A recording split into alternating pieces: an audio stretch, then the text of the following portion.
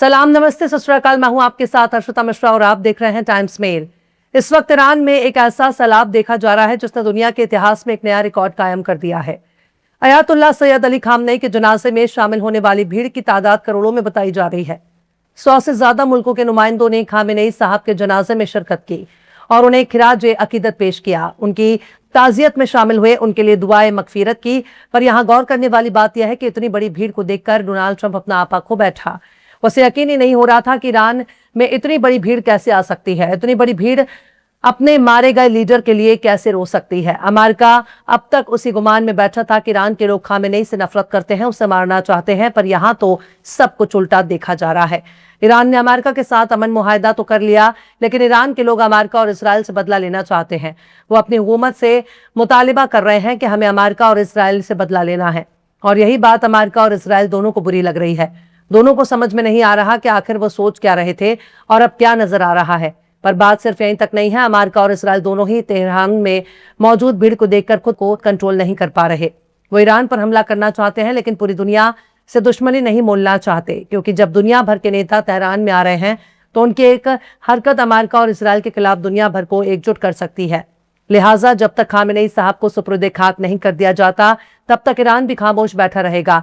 America भी खामोश बैठे रहना चाहता है, पर मगरिब के लिए कैसा उसूल और कैसा कानून, सब कुछ तो उनका ही बनाया है। ये इंसानों का कत्ल भी करते हैं, नस्ल कुशी भी करते हैं और इंसानी हकूक भी सिखाते हैं। पर ऐसा नहीं है कि इजराइल खामोश बैठा हो, ऐसा भी नहीं है कि अमेरिका खामोश बैठा हो, बल्कि अरब सागर में अमेरिका का एक लड़ाकू हेलीकॉप्टर गायब हो गया। कई दिनों तक खोजबीन के बाद तलाश पूरी हो गई है, पर सुपर पावर अमेरिका का हेलीकॉप्टर कैसे क्रैश हो गया, अमेरिका के फौजी भी मारे गए।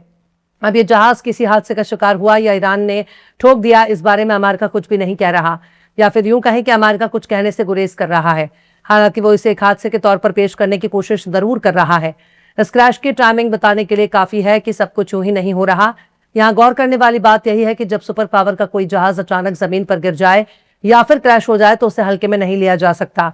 खासकर जब से ईरान के खिलाफ अमेरिका और इसराइल ने जंग शुरू की, तब से उनका कोई भी जहाज बिना मतलब ही क्रैश नहीं हो सकता। लेकिन इतना तो जरूर है कि अमेरिका फिलहाल इस मामले में खामोशी बनाकर रखना चाहता है। कहीं ना कहीं उसके जहाज के क्रैश में या हेलीकॉप्टर के क्रैश होने में ईरान का हाथ हो सकता है।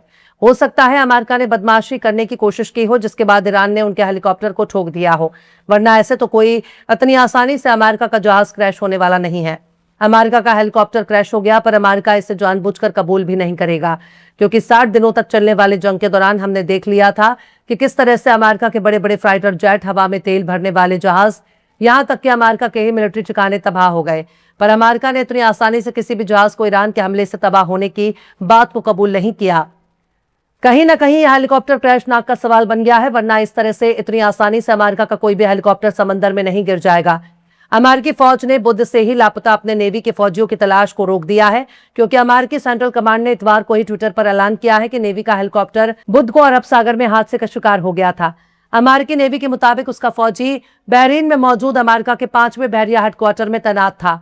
अमेरिकी नेवी ने बताया है कि USS George Bush aircraft carrier जंगी बेड़े से उड़ान भरने के बाद हेलीकॉप्टर ने पानी में इमरजेंसी लैंडिंग की। नेवी ने यह भी बताया कि इस हादसे की वजूहात की जांच अभी भी जारी है, लेकिन इसमें किसी भी साजिश का शक नहीं जताया गया। अमेरिका ने अपने फौजियों की तलाश में तकरीबन 102 घंटों से भी लंबे वक्त तक ऑपरेशन चलाया।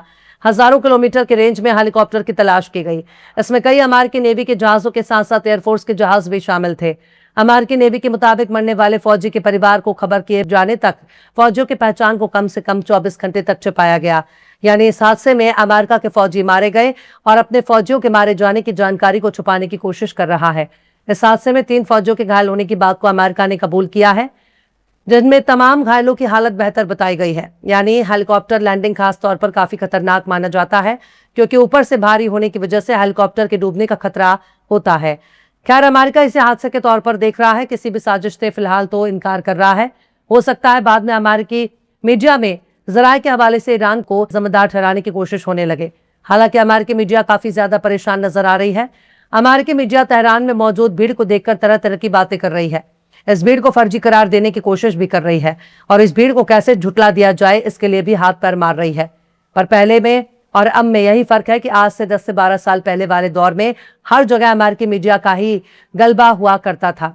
अब अमेरिकी मीडिया के अलावा दूसरे मीडिया न्यूज चैनल, अखबार और वेबसाइट में अपनी जगह मजबूत कर ली है, जिसकी वजह से अमेरिका का प्रोपेगेंडा और अमेरिका का एजेंडा धीरे धीरे कमजोर पड़ने लगा है। वरना पहले तो यही होता था कि अमेरिकी मीडिया ने जो लिख दिया उसे ही सच मानकर कबूल करना पड़ता था। इराक और अफगानिस्तान जंग के दौरान कई बार अमेरिकी मीडिया ने खुद को ही बेनकाब किया है और अब अमेरिकी मीडिया का दौर खत्म हो गया। हालांकि गौर से देखा जाए तो ईरान भी बहुत मुस्तैद है। वो अमेरिका और इजराइल की छोटी से छोटी और बड़ी से बड़ी हरकत पर भी नजर बनाए हुए है, क्योंकि वो पहले से ही जख्म खा चुका है और अब अमेरिका इजराइल पर भरोसा नहीं कर सकता। लिहाजा ईरान में सिक्योरिटी हाई अलर्ट पर है। एयर स्पेस बंद कर दिया गया है, लिहाजा सिक्योरिटी के सख्त इंतजाम किए गए हैं। इतवार को सैयद अली खामनेई साहब के जनाजे की नमाज भी अदा कर दी गई, लेकिन पूरी दुनिया उस शख्स को देखने के लिए तरस रही है जिसके आने का इंतजार हो रहा था। अब तक यही उम्मीद लगाई जा रही थी कि सैयद अली खामनेई साहब के बेटे और मौजूदा supreme leader Ayatollah Mustafa Khamenei अपने वालिद के जनाजे में जरूर शामिल होंगे, लेकिन वो कहीं भी नजर नहीं आए। उनके 3 बेटे तो नजर आए पर मुस्तफा खामनेई नजर नहीं आए। IRGC और ईरान की फौज ने इजराइल की धमकी की वजह से खतरे को भांप लिया है और मुस्तफा खामनेई को जनाजे में शामिल होने की इजाजत ही नहीं दी। लिहाजा मुस्तफा खामनेई नजर ही नहीं आए और ये बात नजरअंदाज करने वाली नहीं है। एक बेटे के दिल की कैफियत को कैसे बयां किया जा सकता है जिसने अपनी बीवी, अपने बच्ची, अपनी बहन, अपने बहनोई, अपनी माँ, अपने बाप को खोया हो। उस शख्स के दिल की कैफियत को कैमरे पर बयान नहीं किया जा सकता। अपने बाप के जनाजे में शामिल ना होने का गम तो वही शख्स समझ सकता है जिसके लिए रिश्तों के मायने होते हैं। और दुनिया देख रही है किस तरह से अमेरिका और इजराइल ने छोटे छोटे मासूम बच्चों समेत अयातुल्ला सैयद अली खामनेई साहब के पूरे परिवार को कत्ल कर दिया। छोटे बच्चों तक को नहीं छोड़ा। पता नहीं ये किस मुंह से इंसानी हकूक और मानवाधिकार की बातें करते हैं जिनके किरदार में ही नस्ल कुशी लिखी हुई है।